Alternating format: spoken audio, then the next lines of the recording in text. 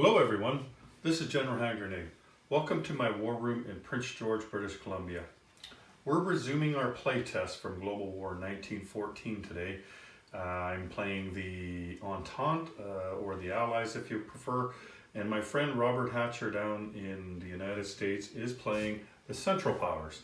And let me see, where are we here? So we just finished the spring 1918 turn. We did take a couple of weeks off because, you know, we've been playing for a while and there's other things in life that needed to be taken care of. And so we got those out of the way and we have time to play today. So we'll hopefully get a few rounds in. And we've done the first round already. And so I thought I'd make a video because a lot's happened in the last couple of weeks.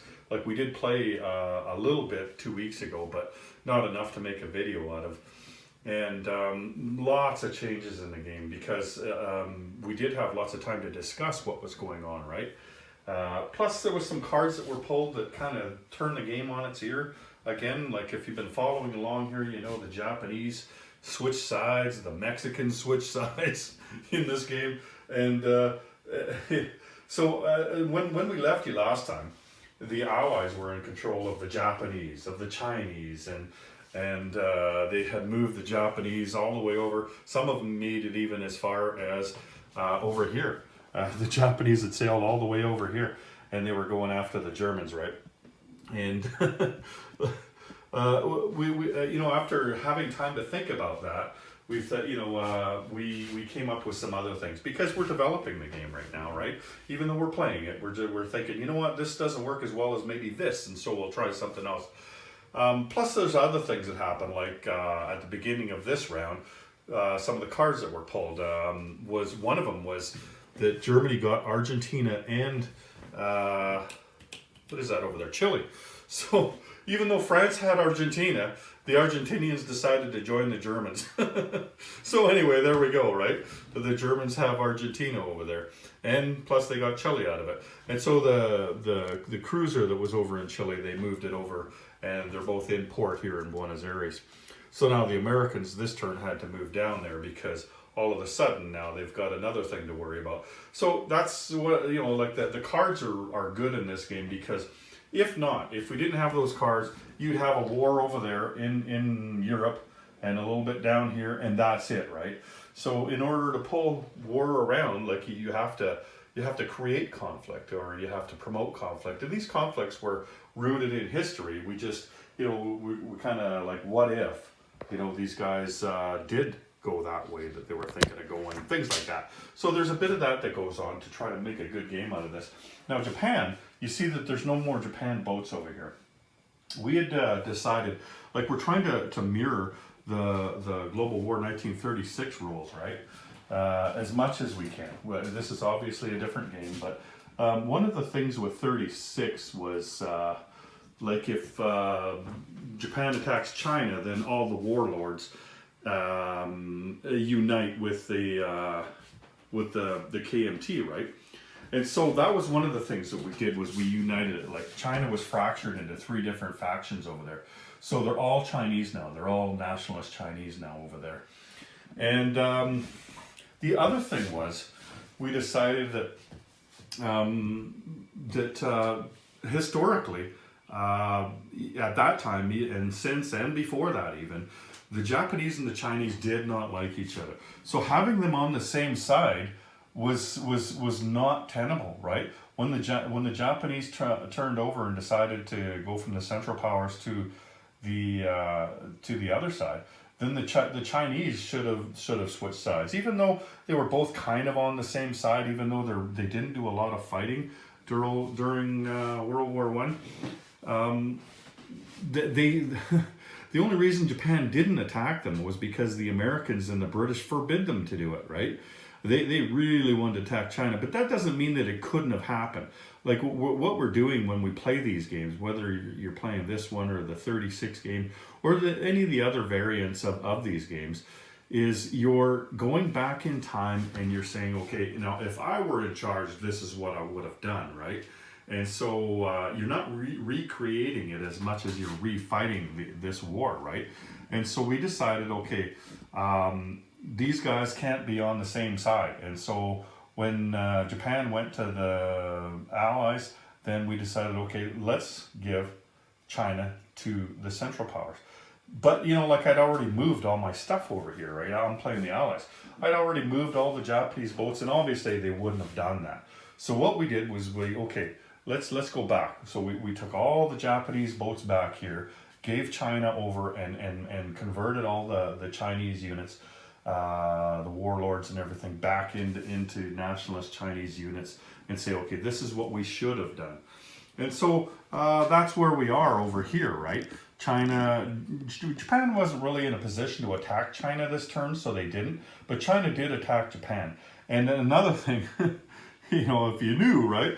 Like the British had Hong Kong over here, and the Chinese, in order to defend against the Japanese, had put in an infantry there to help out in the defense of Hong Kong. But now that they're opposing sides, the British and the Chinese, that meant you had to fight it out, right? And the Chinese ended up winning that. So the Chinese got Hong Kong there. And that was just something, a consequence of what we had to do, right? Anyway, so that's what's happened over here, is that the Chinese have switched sides and they've united. Now, in here, take a look over here. Look at all the casualties here from this past round here. All kinds of British stuff. The British decided they were going to attack everything. They had all kinds of stuff down here. Camels and cavalry and everything. And they threw themselves at the Germans over here and absolutely got diced. Like, just wasn't even close. They lost all their stuff there. So that's probably not going to be a thing. They're probably not going to be able to root the Germans out of Africa now, because there's only 2 turns left, right? And we've decided that we are going to not play the variable ending rules in this game. The variable ending rules are the same as in the 36 game. You roll a dice and you see, okay, do we end this turn or next turn or whatever, right? We're just going to end the game when it historically ended, and that is in the fall-winter turn of 1918. And so, including this turn coming up here, we've only got 2 turns left. So the British also attacked Syria. They attacked northern Iraq. Like they did everything they could do, and they didn't succeed because it was the winter turn, and you only get 1 round. But they did what they could, and you know, there was some attrition that happened there. And then the Ottomans did attack down here into Syria, and they didn't do very well. So there's a lot fewer units in this area here than there was on the last video, like on the last turn. A lot of attacks that happen in here, and that's where you get all those casualties from. You know, it's not just those guys, it's a lot of chips in it as well. So anyway, the one card I showed you there switched Argentina and Chile. And what else happened there? Oh, one of the cards, I can't remember what the reason was, because we actually pulled it 2 weeks ago, but I remember the result was that the Italians, all their units got to roll +1 this turn. And what a wasted opportunity that was for me, because I had 12 artillery, 12 infantry, an elite infantry and a mountain infantry and a fighter, and they attacked Austria here, and man, they only got 3 hits. 3 hits, that's it. And he's got a trench line there, so I was only able to attack 1 round. And it was just a huge missed opportunity. Like you're hoping there that you're going to get 7 or 8 hits, right? Because you're +1 and you're going with just tons of stuff, and it just didn't work out, right? So that happened. I don't think much has changed in Europe here since you were here last. Sorry, my hand just kind of wobbled the camera there. But things have changed a little bit, but the territories haven't changed. It does not look like Germany's going to be able to get Paris in this game. But no, again, you know, Berlin's not going to fall either. But it looks like these are the lines that are going to be something like that. It could be that the Germans lose 1 or 2 of those French territories. Perhaps that they might lose 1 or 2 of their own territories. We don't know. There's a couple of rounds left to go, and the Americans are shucking across here like a madman, and you know, like just putting tons of stuff over here. So they brought over 4 Marines and a cavalry and 3 artillery this turn over to Leon Castile down there, and they put lots of guys in Paris. Like these guys are all on as well, right? I didn't have a World War One card here, so these guys actually got Switzerland this turn. So those are actually Austrians in Switzerland. I had to use a British card for that. But anyway, this is what we have in Paris here. Tons of stuff in Paris. The Americans moved a bunch of stuff over, railed stuff up and everything. Plus they moved a bunch of stuff over into here, down into Aquitaine as well. So they're moving tons of stuff in there, and I don't think Germany's going to make any more headway there. The question is, do the Allies have enough time to push them back at all? The British weren't able to make much headway. All the Allies, like, it was a terrible turn for the Allies. It looked like the Allies were going to rout them after the Japanese switched sides and all that. It looked like everything was going their way. And then the cards went against them, the rolling went against them, and and Bob, he rolled pretty well this turn, actually. The only thing that went against Bob this turn, and it actually went against both of us, because this should be a three-sided game the way we're playing it right now. When we got to the Russian Revolution, I'm playing the Russians, like I'm playing the brown guys here, right? He's playing the whites, so that's the white guys. So those would be this roundel right here, right? And so he's playing all of them, including the British over here. And like when we get to the Russian Revolution, we're assuming that I'm the third player, right? So the Russians actually quite easily took out 3 territories against the whites. So the Russians rolled really well for them. It's too bad that the Allies wouldn't have rolled as well on their turn. But that's just the breaks, right? Like some days you roll well, some days you don't, right? And that's what happened to the Allies this turn. The cards and the rolls went against them for the most part. And then, so we've already rolled, or we've already drawn the cards for the next round. And the Americans were able to get 3 free technology rolls, and they got some money, and their technology rolls, like there's not much more for them left to get. The Americans, they've got just about every technology there is. They were very successful in doing that. One of the cards was the Italians. The Allies, if the Italians are on the Allies side, the Allies have to give them 3 IPP for the rest of the game per turn, right? So the Americans, I mean, that actually worked out well for them, because it's an easy way for the Americans to give the Italians money, right? And so the Americans just gave them $3. Like, they had 48 IPP right now, so giving them $3, I mean, they wish they could give them more, right? That worked out pretty well for them. Another card we just pulled is that the German Navy, if at all possible, has to attack, and it is possible, right? Like, they're right beside it. If the only boats they had left could not reach anybody, then they wouldn't have to do this one. But they have to use all of their boats, and they have to attack something, another navy. And so, they either got to go against the Americans here, which they might be able to take. Like, it's pretty even. Maybe a slight edge for the Allies there, or they could come over here and they could take these boats out. One way or another, though, they're going to get jumped afterwards, right? Because the Allies got all this naval pack here. So the Germans, whether they attack the British or the Americans, they're going to get rolled after that, right? So. That card didn't work out so well for him on that occasion there.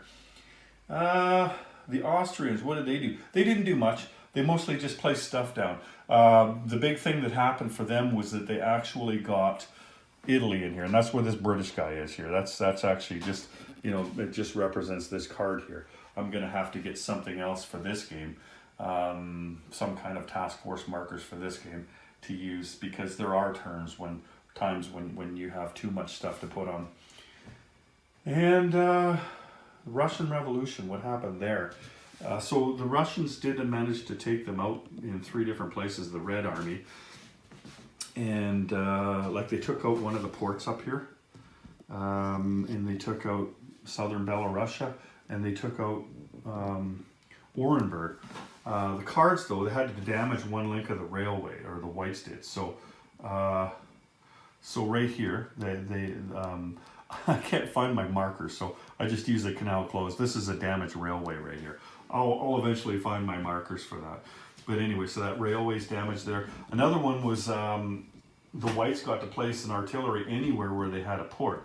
So they placed an artillery over there. They had a port over here, so they were able to place that artillery.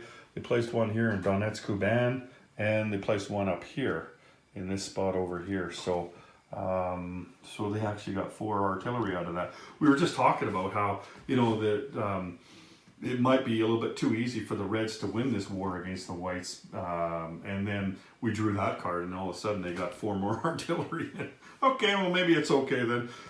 We were only drawing 1 card for them before that, for the Revolution. And we thought, you know what, we got 18 cards and only 4 turns to do it. Let's draw 2 cards per turn. So we went back and we drew 2 extra cards, and that was one of them, was the artillery, and the other one was the damaged railway. Oh, and the other one, I guess, the original card that we pulled was this Freikorps. This is a German unit here that there's the chip right there. So what they were was they were really committed soldiers who did not accept the end of the war. So they went and okay, let's just go fight in Russia then, and it wasn't really an official thing. It wasn't Germany doing it. It was just the Freikorps, right? They were just fanatics, really, from what I can tell, anyway. And so that was the card that was pulled. The Whites got to put down that Freikorps somewhere, and that's where they put it. The recruitment, they did manage to get an infantry here. They got an infantry down here in the Ukraine, and they've got the infantry here as well. Plus, they got to place that free artillery there. So the Whites are looking a little bit better. The Russians have, the Red Army, I should say, have a bit more resistance than they did before. The other name for these Reds are actually the Soviets, right? That's why it was the Soviet Union after that. It was because they won the revolution. So they're actually the Soviets. So I might refer to them as Russians. I might refer to them as Soviets, or I might refer to them as the Red Army. All 3 of those things are the same thing. I guess another thing that happened, China, with their newfound wealth, they got all those extra territories, plus they got the ability to attack now, because when I had the Chinese, I was kind of boxed in, right? Like I had warlords on all sides of me, so there was not much I could do. I couldn't move anywhere. If I attacked one of the warlords, then they all turned against me, right? So I didn't do anything. But now he's got all of them.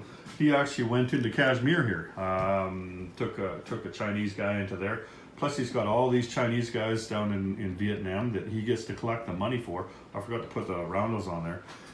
They were going to give those back to the French, or they did give them back to the French, but now they're not back to the French anymore because they're not on the same side anymore. But he is moving stuff, the Ottoman stuff over and into Afghanistan to put pressure on India, and then the Chinese are going to be able to put a little bit of pressure on India. Luckily, for the Indians, there's only 2 turns left, right? So really, they can't get very far into India, even if they got in there at all. So that's going to be difficult. They got to go through jungle and everything. They don't have transports. China just doesn't have any transports. All they have is a torpedo boat destroyer and a cruiser. So they're limited at this late stage in the game. If they had China at the beginning of the game, I mean, India would have had much stiffer opposition on that side, but not so, right? Most of the Indians have gone over to here and up into here. And so now I think that they're not going to be able to do much. And when you know you've only got 2 turns left in the game, there's not much point in placing a bunch of stuff on Calcutta, right? Because you can't get it far enough to hurt anybody. You place it and then you move it and then you're done, right? Then the game's over. So we're at the point right now where you got to start thinking, where's my points at? How can I get a point? How can I take a point off the other guy? And we're not certain. Like we've got all those written down and what we're doing and everything, and we're going to go with those. But then we're going to have a discussion afterwards. Like, are those really good objectives to be doing? Is there different objectives that would be better? We know that both sides will be able to get 18 points, just like in the 36 game. there's 18 points available. And then the Russians, of course, or the Soviets, they've got their own objectives, and so they can also win the game. And you know, like they're much stronger than anybody in Russia. So you'd expect them to maybe be able to take out all of Russia there. They're hoping anyway, because that's where their points lie, is in taking certain objectives. And I'm not going to get into all those objectives now because this video would go too long. I'll probably wait until after this is done, and then we'll talk about the objectives, where these guys got points, where those guys got points, and things like that. So I'm going to call my friend Bob back, and we're going to resume the game. Just give you a little pass over what's going on here. Show you, there's the production chart up there, and remember, like there's only 2 turns left, so some of them just aren't going to be finished, right? Those ships up there. But some of the objectives, just like in the 36 game, some of the objectives are how many dreadnoughts you have, right? In particular spots. And so with the improved construction, like for instance, I put the British dreadnought here and the American dreadnought here, so they skipped a stage. They went 2 stages on the first turn and paid double, but that means that they don't get the cheap construction out of that. But just things like that are going on. Anyway, so we'll get back to you after we play another round.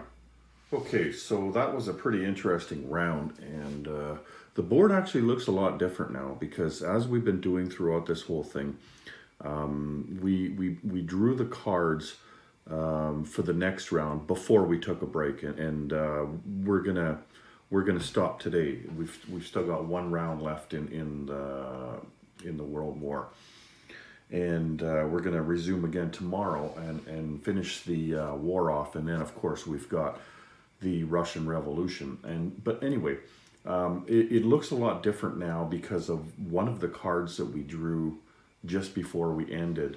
And I'll start there first, even though it's the end of the round. I just want to start there because I want you to see why things look the way they do. Here, let's move over here. So I'm trying to set it down. There were 24 units taken out of France there, 12 for the Germans, and 3 for the Americans, 3 for the British, and 6 for the French, because the Spanish flu. We know a little bit of something about pandemics right now, don't we? Well, anyway, there's a few cards in there that talk about the Spanish flu, and originally what the card said was that any territory where the Americans or the French were, you have to remove, like you roll a d6 and remove that many units from that space, and every space adjacent to it. Doesn't matter who was in there.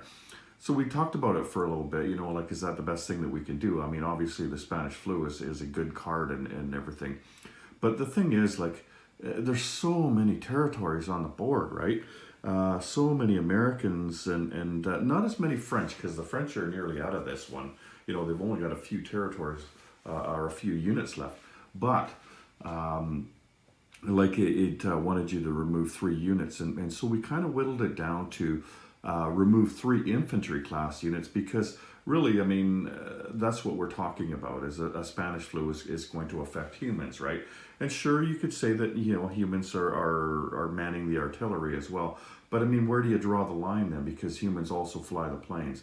They also sail the boats, so you're not going to start removing, all these boats off the board as well, right? The boats weren't going to go anywhere. The people on the boats might have succumbed to the flu, right? But the boats were still going to be there, and so were the artillery. So we settled on just the infantry class units, and we also settled on that you couldn't take the last unit off a territory for each nation. So like you see over here, the American territories over there, there's 1 infantry or 1 militia on some of those territories over there. And that's because we decided not to go down to 0 for any of the territories, right? Like we would have removed so many units from this game. Like it would have been you know, the last round would have been weird, eh? Anyway, so that's what we did, and rather than roll a d6, because one of the things is, I mean, this is a long game, just like 36 is a long game, right?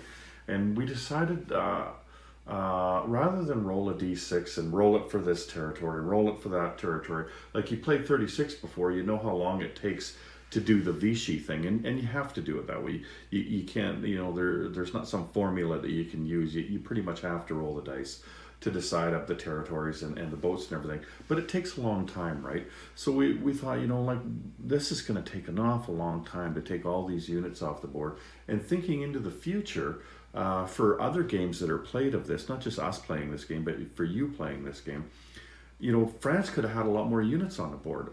They could have had a lot more territories. And you could have spent an hour, you know, just removing units because of the flu, right? So we decided on a number. We said, okay, 3. So you remove 3 from each territory that they're in. So like in Paris there. Paris lost 3 infantry class units. But so did the Americans. The Americans were in Paris as well, right? Here, this is what's in Paris there. This is Paris right here. And this here is southern France over here.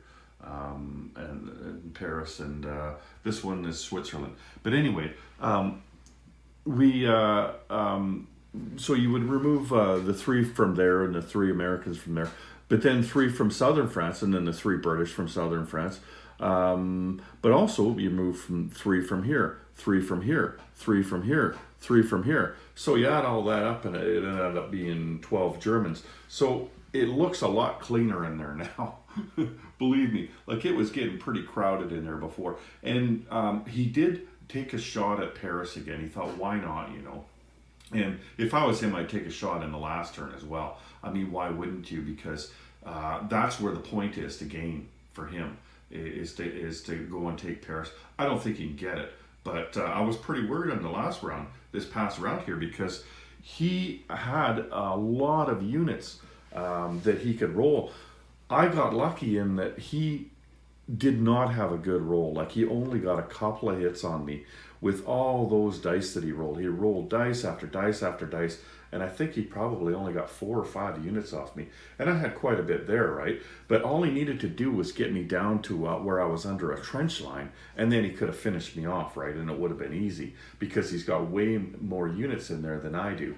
But it just didn't work out for him. The roll just didn't happen. And it's frustrating, I know that, because I've had some pretty bad rolls in this game too, especially today. Man, I roll terrible today, for the most part, except for when I was the Russians. For some reason, I'm just a wicked Russian player, right? I'm talking about the Soviets here, the Red Army. Anyway, so Germany did go after him. That's pretty much the only thing of consequence that they did do, was go after Paris, and didn't get it. Although, here, let's move around here a bit. I'm sitting down, I've been standing all day. So the only other thing they did, they convoyed this line here for as much as they could. They got $3 off the Americans. They did go down here from Cameroon. They took what is that? French Equatorial Africa. Because there is a point in here. If they can connect this territory to this territory, then that's worth a point to the Germans. Like, if you could have a line of people in there, but he's not going to be able to do it, because he'd have to take this one and have to take this one. And again, there's a French guy here, so, you know, everybody around him got COVID, right? Or the Spanish flu, I guess. Same down here. Like, there's a lot fewer units down here.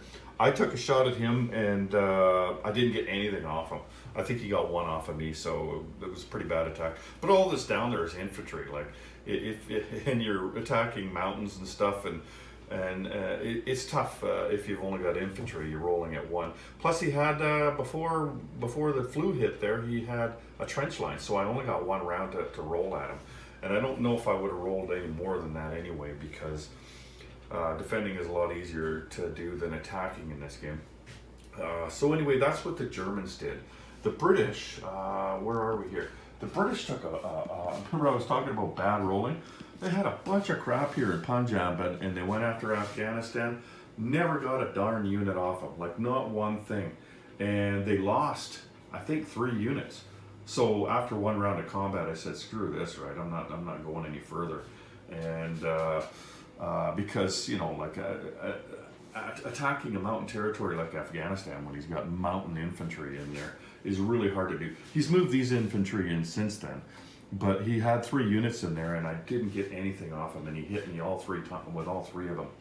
The Chinese were able to go into Burma here, and one thing that I needed clarification on, and we talked about it, was you see there's a break in the mountains here. I thought maybe that was a mistake in the map making, but it's not. There was a reason why there was a Burma road through there, like there was a pass through the mountains. And so even though the Burma road isn't on here, like it is on the 36 game, there's still a break in there. So he's able to come through here and through here, right? Like he could go from both territories to get me. And the reverse works as well, like I could go back at him, right? Now, China is not allowed to go further than 2 spaces outside of its territory. So the worst he could do, even if there was more time in this game, is get to Bengal, and that's about it, right? Then the Chinese wouldn't be able to go any further because they're restricted in where they could go. Before, the Chinese had been in Kashmir here, and then I was looking at it while he was doing something or another. I think he was moving his stuff and getting ready to attack Burma. I said, hey, wait a minute, how could you have gone to Kashmir? There's an impassable mountain there. Oh yeah, so we put the guy back, eh? Let's just see, like, you know what I'm talking about. I mean, you've played games before, and we got to reverse what we did there 20 minutes ago or an hour ago or whatever. Anyway, so that happened. The British did not attack in here. They thought, you know what, I'm not going to get to Turkey anyway, and I'm better at defense than I am at offense, and so I just held, like I just moved stuff in there. I didn't go any further because there's nothing that I can do. I'm not going to get through there, and this didn't seem like a reason to keep going. He did put a dreadnought on for the for the Austro-Hungarians. I think though when he started buying it, like 4 turns ago, because it takes you 4 turns to get one, I think he thought that he'd be able to use it, but it was pretty easy to counter that. All I did was move a few units in here. He's in port here, so they're not actually sharing the same sea space. He's in port right now. If he came out of port, he'd have to fight those ships. So really, he's not going to get through and get to Rome. And even if he did, even if that dreadnought beat those 3 ships there, there's still enough people in Rome there that he's not going to get through. He did try to attack northern Italy there, which kind of surprised me. But he also has this stuff like this. Remember, that's that card over there that has that's from Switzerland, right? So he did go after me there, but again, didn't get very good rolls, and I have so much stuff here that it would have been extraordinary to break my trench line. So 1 round of attacks and done, right? I can't remember if one of us got more than the other. It wasn't really lopsided one way or another, but he didn't get through, that's for sure. So the British didn't do much. Like I said, they tried to attack Afghanistan. That didn't really work. And, I know what they did. Speaking of rolling really badly, or rolling really well if you're Bob, I attacked Belgium here. Oh, here we go. I attacked Belgium there. I had like 4 transports. I had a bunch of naval infantry, and also there's this line across here, this narrow crossing. So just like in the 36 game with Marines, with naval infantry, you can walk across that line in combat mode. Like if you own both sides of the line, then you could non-combat across there with other types of units, other types of land units. But I was able to go across there with the naval infantry, so I took lots of stuff in there, right? And I think I might have hit him once, maybe not even once. Oh yeah, I did. I hit him twice. That's right, because he had 6 there. Oh yeah, but the flu came along, so maybe I only hit him once. Anyway, he hit me 5 times. 5 times. So not only did I lose my 3, what was it, 3 or 4 naval infantry? I can't remember. Anyway, I lost all my naval infantry plus 4 dudes because it was the first round of combat, and I took double casualties, right? So I lost a crap load of stuff going after that, and you know, like it looked like a pretty good attack before I started. So that sucked. All the ships here, you see this ship here, that's just my task force marker. That is these ships right here. Sorry for moving around like that. I'm trying to find my own way around here. So anyway, that's what's in there. And the Austrians, like I said, they did try to attack northern Italy. That didn't work. You see the French guy down here, Mr. Infectious there. So they did lose one guy there, but the British lost guys, and then these guys lost guys, and he was lucky he only had one guy in Montenegro, because otherwise he would have lost a lot more, right? But he did lose a bunch of guys right here, three militia, I guess, he lost there. And he didn't do much because he doesn't get much, like his income isn't that high, right? And he's got the Italians, like that's the most heavily the biggest offensive weapon in the whole game is the Italians in northern Italy with these guys here. It's a shame they couldn't break through. They just, didn't get very good luck when I had that +1. But the Austrians, it looks like they're going to finish the game with all of their territories. I don't think I'm going to be able to break through there, especially not with France taking a hit like they did down there with the Spanish flu. So they're not even going to be able to, do a faint shot at them. And what else? Okay, the Ottomans. The Ottomans did try to attack Palestine. That's the first time they've tried to attack Palestine in a while. But their attack was, they lost units and I didn't lose any. Again, tough to attack in this game. I'll get to Russia in a second. The Japanese, it just seemed to me at the time that there wasn't a lot of damage they could do to the Chinese, right? And so I thought, well, you know what? Britain needs the money, and they'd be able to hold Hong Kong. So I came down here and I took Hong Kong back with the Japanese. So that goes back to the British. Like, the Japanese don't keep it; they liberated it for the British. And there's no way that that China's going to be able to take that back with the one turn that's left, right? So that's what the Japanese did. I should have been reading the cards, because one of the victory conditions was that the Germans have a port in the Pacific. All I needed to do was take this guy out and take the guy out in Shandong over there. The Japanese could have taken this one, the Americans could have taken this one, but I would have needed to start that a while ago, right? Because really hard to attack amphibiously, and with 4 infantry here. That would have, it would have taken an extraordinary amount of stuff. Like, I realized it a couple of turns ago, but for me to build like 3-4 transports here and all the infantry that I need to come down here to the Marshall Islands, instead of going after Europe over there, it just didn't seem worth the 1 point that I could get out of it. But that's something that I'll know for the future, Like, I did this when I first played 36 as well. I didn't really study the victory conditions very well. What I really wanted to do was have fun playing the game and learn how to do the mechanics and learn how to play the game.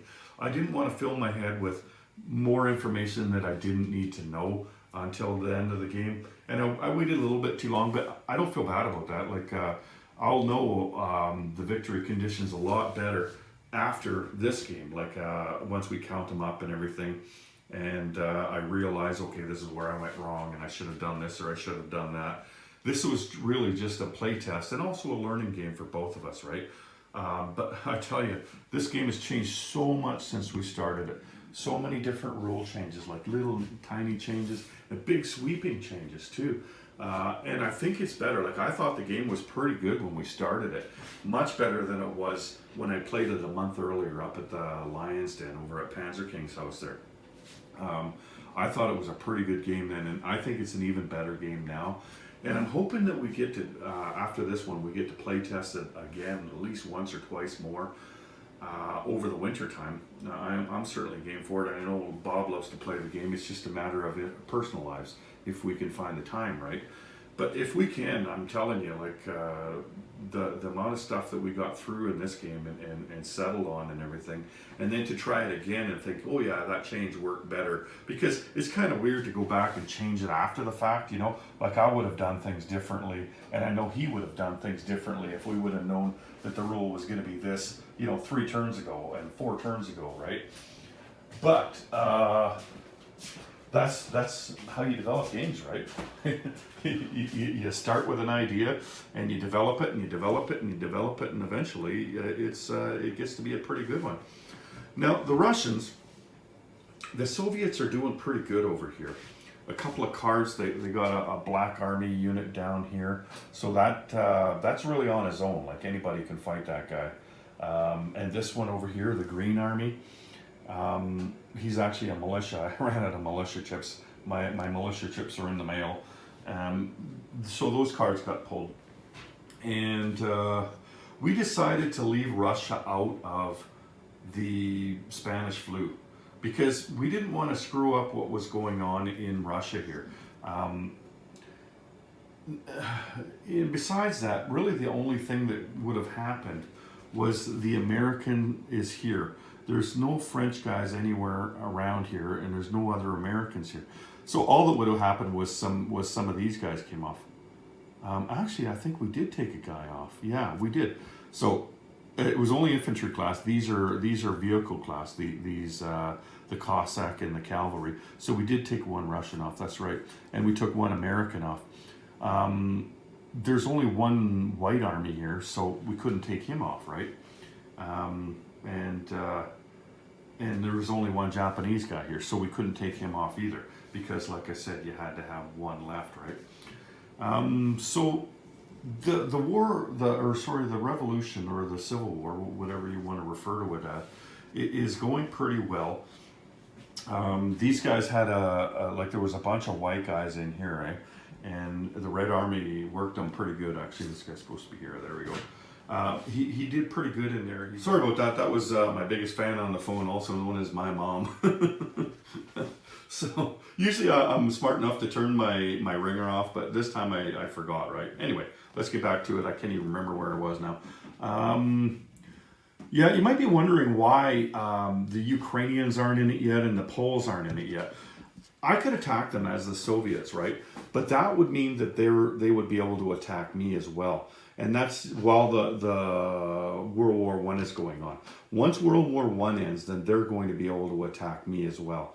And so I'm waiting till then. Like what I'm doing, I'm trying to finish off the whites right now, right? Like there's not that many whites left. And if I can finish them off, then I can just tee off on those guys over there. Because it's only going to last a certain amount of time. And you get the points based on how much you're able to take out, right? And of course, it's the Soviets have a better chance than the other guys. Like they're stronger than the whites, and they're stronger than the Poles, and they're stronger than the Ukrainians. I mean, let's face it, they won the Russian Revolution to begin with, right? The whites, I've watched lots of documentaries on it and everything lately, you know, in prelude to this game, and the whites were just totally inept. Like the Allies just gave up on them. The Entente, the Americans and the British, they could not deal with them anymore, because you try to help them and they couldn't help themselves. They were so disorganized and so pathetic. You know, like their armies were abandoning them left, right, and center, right? Like they'd wake up in the morning, half their army would be gone, and they'd be on the other side fighting for the Soviets. You know, from their own army that was there yesterday. So anyway, you got to try to reflect that in the game here, and that's what we've been doing. So the Russians do have the advantage, and they're always going to have the advantage in the revolution. The question is, how far can they take it, right? One thing they can't do is they can attack anywhere where there is, like here, there's a German over here, right? Down here, there's Austrians. Over here, there's Ottoman Empire guys. They can't attack those because they signed a peace treaty with them, right? That's why they can't attack Russia anymore. Like the Germans don't attack and the Austrians aren't attacking them anymore, because they've signed that peace treaty. And but that means I can't attack them. But once the war ends, then they leave, right? And then it's then the Russians can move in and try to take the Ukraine and try to take Poland. I think the Germans, I can't remember, but I think the Germans are still going to be in the Baltics over here. Anyway, I'm looking forward to that. That's going to be interesting. But in the meantime, we've got one turn left of the Great War, World War One, and then we will get into the Russian Revolution. So I'm going to cut the video off here, and I'll make another one hopefully tomorrow. Hopefully we'll get to the game tomorrow. Hopefully life doesn't get in the way. Anyway, take care everyone. General Hand Grenade out.